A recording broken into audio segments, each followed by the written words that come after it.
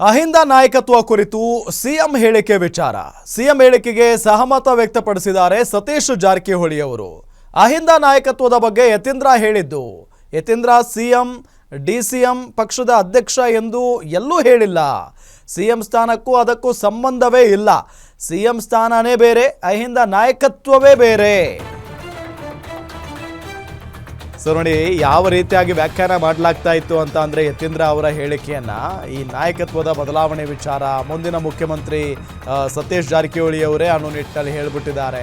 ಈ ರೀತಿಯಾಗಿ ಚರ್ಚೆ ನಡೀತಾ ಇತ್ತು. ಆದರೆ ಇದೇ ಹೇಳಿಕೆಗೆ ಮುಖ್ಯಮಂತ್ರಿ ಸಿದ್ದರಾಮಯ್ಯನವರು ಪ್ರತಿಕ್ರಿಯೆ ಕೊಟ್ಟಿದ್ದಾರೆ.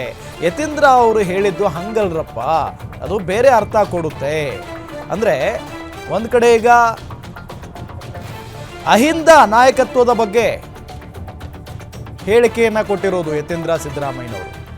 ಸೊ ನೀವು ಅದನ್ನು ಮುಖ್ಯಮಂತ್ರಿ ಆಗಲಿ ಉಪಮುಖ್ಯಮಂತ್ರಿ ಆಗಲಿ ಅದರ ಬಗ್ಗೆ ಅವರು ಮಾತನಾಡಿಲ್ಲ. ಸಿಎಂ ಡಿಸಿಎಂ ಪಕ್ಷದ ಅಧ್ಯಕ್ಷ ಇದ್ರ ಬಗ್ಗೆ ಅವರು ಮಾತನಾಡಿಲ್ಲ, ಎಲ್ಲೂ ಹೇಳಿಲ್ಲ.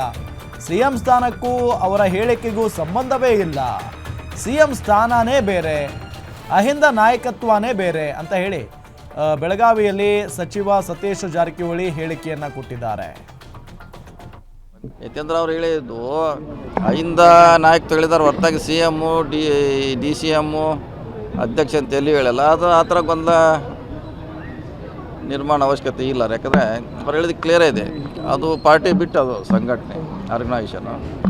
ಸೊ ಅದು ಯಾವುದು ಸಿ ಎಮ್ ಅದಕ್ಕೆ ಯಾವುದೇ ರೀತಿಯಿಂದ ಕನೆಕ್ಟ್ ಇಲ್ಲ. ಯತೀಂದ್ರ ಅವ್ರು ಹೇಳಿದ್ದು ಅಹಿಂದ ನಾಯಕತ್ವ ಹೇಳಿದಾರೆ ಹೊರತಾಗಿ C M D C M ಅಧ್ಯಕ್ಷ ಅಂತ ಎಲ್ಲಿ ಹೇಳಲ್ಲ. ಅದು ಆ ಥರ ಗೊಂದಲ ನಿರ್ಮಾಣ ಅವಶ್ಯಕತೆ ಇಲ್ಲ. ಯಾಕಂದರೆ ಅವ್ರು ಹೇಳಿದ ಕ್ಲಿಯರೇ ಇದೆ, ಅದು ಪಾರ್ಟಿ ಬಿಟ್ಟು ಅದು ಸಂಘಟನೆ ಆರ್ಗನೈಸೇಷನು. ಸೊ ಅದು ಯಾವುದು ಸಿ ಎಮ್ ಅದಕ್ಕೆ ಯಾವುದೇ ರೀತಿಯಿಂದ ಕನೆಕ್ಟ್ ಇಲ್ಲ. ಯತೀಂದ್ರ ಅವ್ರು ಹೇಳಿದ್ದು ಅಹಿಂದ ನಾಯಕತ್ವ ಹೇಳಿದಾರೆ ಹೊರತಾಗಿ C M D C M ಅಧ್ಯಕ್ಷ ಅಂತ ಎಲ್ಲಿ ಹೇಳಲ್ಲ. ಅದು ಆ ಥರ ಗೊಂದಲ